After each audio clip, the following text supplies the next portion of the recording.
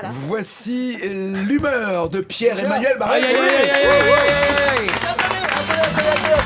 Qu'est-ce qu'il y a J'ai une devinette, Nagui. Est-ce que tu connais la différence entre un ongle de pied et un bœuf bourguignon?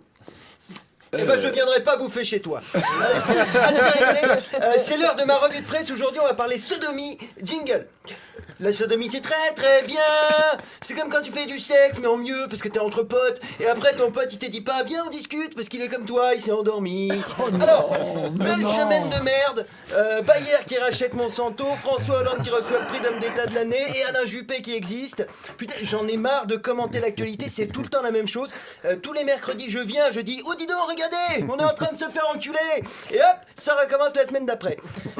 J'ai l'impression d'être commentateur sportif au championnat du monde de viol. Je suis le Gérard Rolls de la sodomie. Oh oui, magnifique, record battu par la présidentielle de 2017.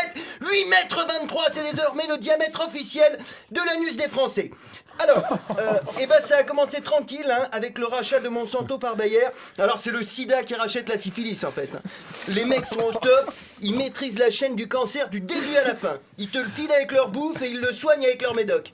C'est comme si dans les Happy Meal, le jouet, c'était une seringue d'insuline. Alors, Monsanto, pour ceux qui s'en rappellent pas, c'est ceux qui vendent le Roundup, hein, ce sympathique produit de jardinage qui fait tomber les mauvaises herbes et les bonnes dents. Et puis, Bayer, ils ont un CV magnifique, ils ont inventé l'héroïne, le gaz moutarde, le tabac. C'est un neurotoxique, hein, ça provoque des vomissements, des diarrhées, des vertiges. Mais heureusement, les symptômes s'estompent rapidement, puisqu'après on meurt. Ils avaient un peu de temps libre, ils ont aussi inventé l'aspirine, dis donc, pour rigoler. C'est comme si tu coupes la tête à quelqu'un et après, hop, tu fais un bisou magique sur la plaie. Non, Bayer, il déconne pas. Le scandale de l'huile frelatée, CE. La pilule contraceptive qui agit en tuant directement la maman, CE. L'affaire du sang contaminé, CE. Et pendant la guerre, ils ont aussi acheté quelques déportés à Auschwitz pour faire des expérimentations sur cobayes humains. Hein. Non. Bah si, c'est simple. J'ai regardé l'organigramme de l'entreprise. Le PDG, c'est le diable, dis donc. Pour racheter Monsanto, ça leur a coûté 59 milliards d'euros. Alors avec cet argent, ils auraient pu acheter un bon litre de lubrifiant à chaque être humain. Mais ils ont préféré nous la mettre à sec.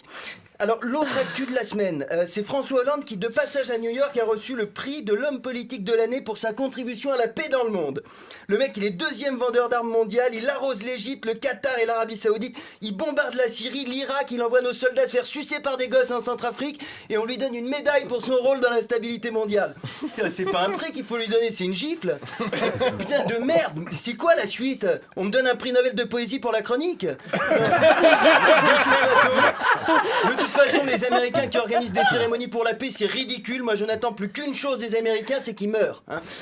Peut-être que l'année prochaine, ils vont donner leur prix du super homme politique au Premier ministre hongrois. Il vient d'autoriser son armée à tirer sur les migrants. Alors, je ne déconne pas. Maintenant, les soldats hongrois ont le droit de tirer sur les migrants si c'est pas mortel. Par exemple, tu peux lui tirer dans le genou, hein, c'est pas mortel. Tu peux lui tirer dans l'épaule. C'est pas mortel.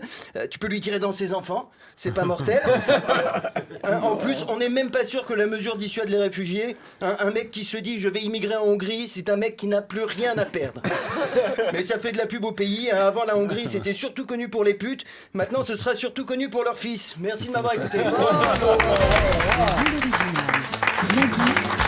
Un peu de géopolitique.